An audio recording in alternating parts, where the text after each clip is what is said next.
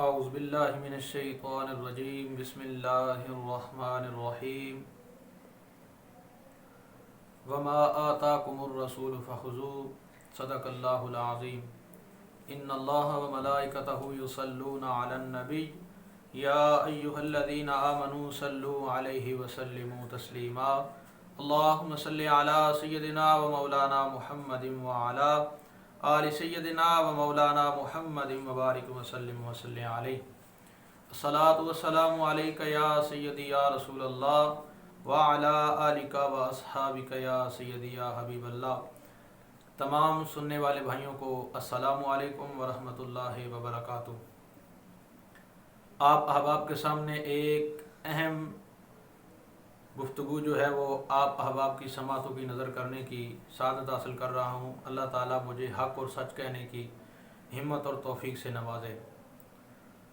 اللہ تعالیٰ نے قرآن پاک کے اندر ارشاد فرمایا وما آتاکم الرسول فخذوه،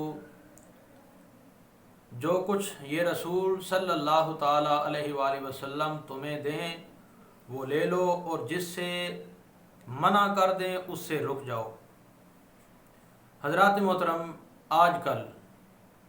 عام طور پر علوم دین سے ناواقفیت کی بنیاد پر لوگوں میں کچھ ایسی باتیں جو ہیں وہ مشہور ہو چکی ہیں، بطور دین اور بطور عقیدہ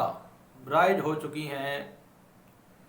جن کا دور دور تک تعلق جو ہے وہ دین اسلام سے اور شریعت کے ساتھ دور دور تک نہیں ہے، اس کا واسطہ نہیں ہے، اس کا تعلق نہیں ہے۔ اور اس بے بنیاد واقعات اور قصہ کہانیوں کے فروغ میں زیادہ تر حصہ ان لوگوں کا بھی ہے، یعنی کہ کم علم والے واعظین اور غیر مستند تحریری مواد کا ہے، یعنی جس کے اوپر کوئی سند نہیں ہے، قرآن و حدیث کی کوئی دلیل نہیں ہے۔ اور ان میں اہم چیز جو ہے وہ کہا جاتا ہے کہ ماہ سفر کا جو بابرکت مہینہ ہے،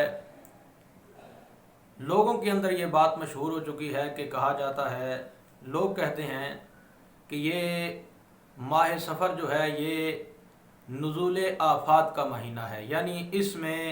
آسمان سے بلائیں نازل ہوتی ہیں۔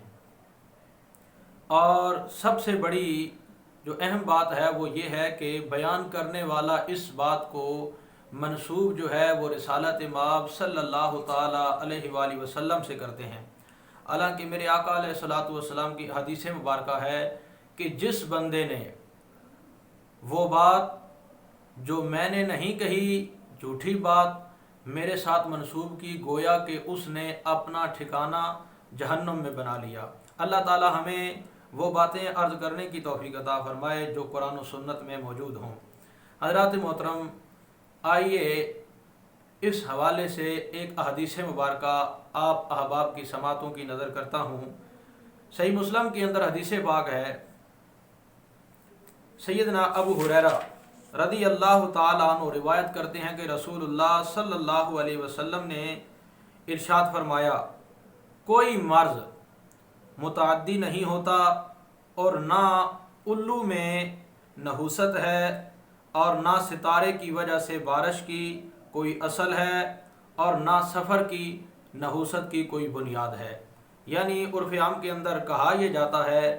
کہ جب الو کی آواز آئے تو ہمیں یہ کام نہیں کرنا چاہیے، ہمیں خاموش رہنا چاہیے، ہمیں یہ کرنا چاہیے۔ نحوست ہوتی ہے اس کی آواز میں یا اس کو دیکھنے میں، اس قسم کی جو باتیں ہیں وہ سننے کو ملتی ہیں۔ اسی طرح لوگوں میں مشہور ہے کہ اگر کوئی شخص راستے میں جا رہا ہے، اگر کالے رنگ کی بلی جو ہے اگر اس نے آپ کا راستہ کاٹ دیا، راستے سے سامنے سے گزر گئی، تو لوگ جو ہیں وہ یہ کہتے ہیں کہ ہم نے آگے نہیں جانا، اگر ہم آگے جائیں گے تو ہمیں نقصان ہوگا، کیونکہ ہمارے راستے سے جو سیاہ رنگ کی بلی ہے وہ گزر گئی ہے۔ حالانکہ اس کی کوئی اصل نہیں ہے، کوئی اصل نہیں ہے، اور اس لیے کہ یہ بھی ایک خدا کی مخلوق ہے، یہ نحوست نہیں ہوتی، منحوس نہیں ہوتی۔ اور اسی طرح کہا جاتا ہے کہ فلاں شخص منحوس ہے، اگر صبح کے وقت وہ ہمارے منہ لگ گیا تو ہمارا سارا دن جو ہے وہ اچھا نہیں گزرے گا، کوئی ہمارا کام اگر ہونے والا ہے تو وہ اچھا نہیں ہوگا، لوگوں کو منحوس کہا جاتا ہے، حالانکہ اس کی بھی کوئی اصل نہیں ہے۔ ہم مسلمان ہیں، ہم کلمہ گو ہیں، ہمارا جو یقین ہے وہ اللہ رب العالمین کی ذات بابرکات پر ہونا چاہیے، نہ کہ ہم یہ کہیں کہ فلاں بندہ اگر ہمارے منہ لگ گیا تو ہمارا کام نہیں ہوگا۔ ہمارا توکل جو ہے وہ اللہ تبارک و تعالیٰ کی ذات پر ہونا چاہیے۔ آئیں مصیبتیں کیوں نازل ہوتی ہیں، اس حوالے سے میں آپ احباب کے سامنے قرآن مجید فرقان حمید کی آیت مبارکہ پڑھ دیتا ہوں۔ اللہ رب العالمین نے ارشاد فرمایا وما اصابکم من مصیبت فبما کسبت ایدیکم ویعفو عن کثیر۔ ترجمہ، اور تمہیں جو مصیبت پہنچتی ہے وہ تمہارے ہاتھوں کے کمائے ہوئے اعمال کی وجہ سے ہے، یعنی جو مصیبت، جو تکلیف آتی ہے اللہ رب العالمین نے ارشاد فرمایا وہ تمہارے عملوں کی وجہ سے ہوتی ہے، تمہارے اعمال کی وجہ سے وہ مصیبت تم پر نازل ہوتی ہے۔ اس آیت میں ان مکلف مومنین سے خطاب ہے جن سے گناہ سرزد ہوتے ہیں، اور مراد یہ ہے کہ دنیا میں جو تکلیفیں اور مصیبتیں مومنین کو پہنچتی ہیں اکثر ان کا سبب ان کے گناہ ہوتے ہیں، گناہوں کی وجہ سے ان پر مصیبت آ جاتی ہے، کوئی تکلیف پہنچتی ہے۔ ان تکلیفوں کو اللہ تعالیٰ ان کے گناہوں کا کفارہ کر دیتا ہے، اور کبھی مومن کی تکلیف اس کے درجات کی بلندی کے لیے ہوتی ہے۔ یعنی حضور علیہ الصلاۃ والسلام کی حدیث مبارکہ ہے، نبی پاک صلی اللہ تعالیٰ علیہ وآلہ وسلم نے ارشاد فرمایا،